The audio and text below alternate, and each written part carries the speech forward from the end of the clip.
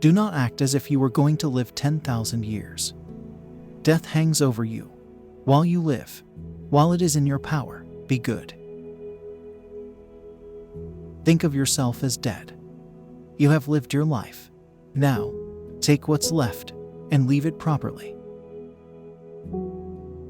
Stop whatever you're doing for a moment and ask yourself, am I afraid of death because I won't be able to do this anymore? About death, whether it is a dispersion or a resolution into atoms or annihilation, it is either extinction or change. Let each thing you would do, say, or intend be like that of a dying person. Remember, matter, how tiny your share of it. Time, how brief and fleeting your allotment of it. Fate, how small a role you play in it. It is not death that a man should fear, but he should fear never beginning to live. What we do now echoes in eternity. The memory of everything is very soon overwhelmed in time. But death and life, honor and dishonor, pain and pleasure, all these things equally happen to good men and bad, being things which make us neither better nor worse.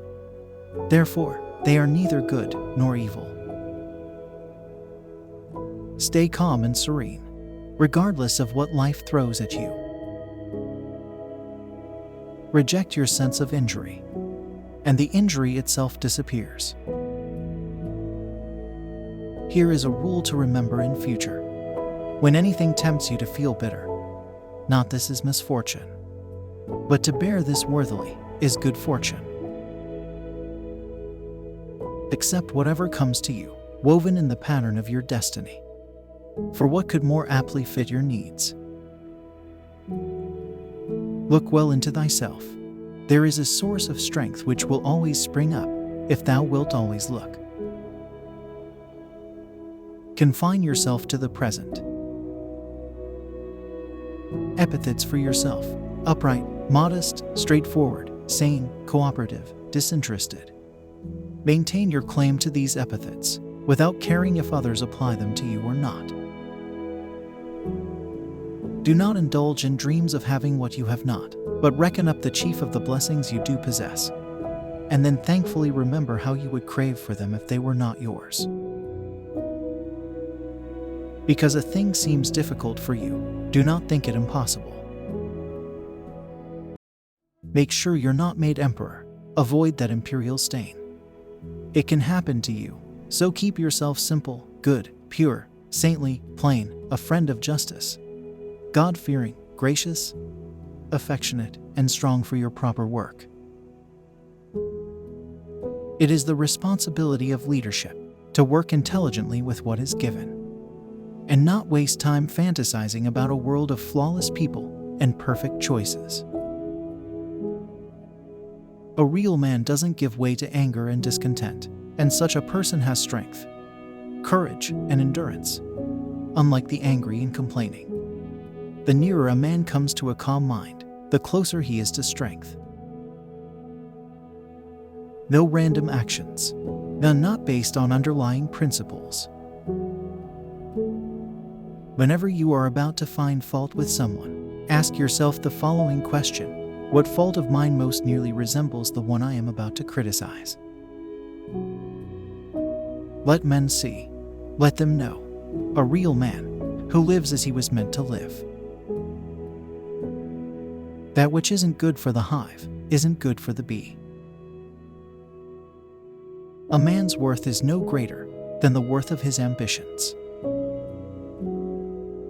You have power over your mind, not outside events. Realize this, and you will find strength. Dwell on the beauty of life. Watch the stars and see yourself running with them. The happiness of your life depends upon the quality of your thoughts. Everything we hear is an opinion, not a fact.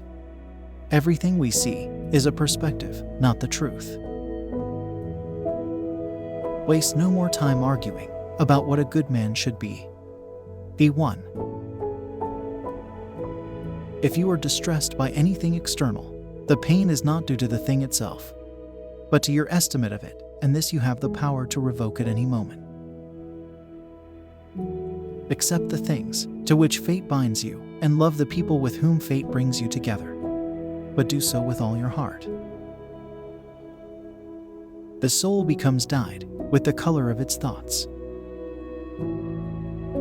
Never let the future disturb you. You will meet it if you have to, with the same weapons of reason which today arm you against the present. If someone is able to show me that what I think or do is not right, I will happily change, for I seek the truth, by which no one was ever truly harmed. It is the person who continues in his self-deception and ignorance who is harmed.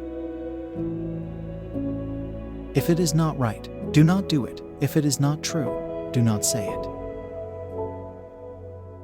I have often wondered how it is that every man loves himself more than all the rest of men, but yet sets less value on his own opinion of himself than on the opinion of others.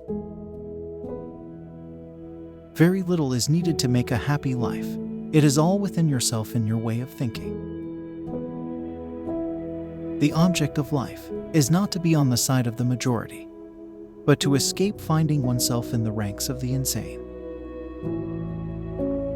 Today I escaped from the crush of circumstances, or better put, I threw them out, for the crush wasn't from outside me but in my own assumptions. How much time he gains, who does not look to see what his neighbor says, or does, or thinks, but only at what he does himself, to make it just and holy. The first rule is to keep an untroubled spirit.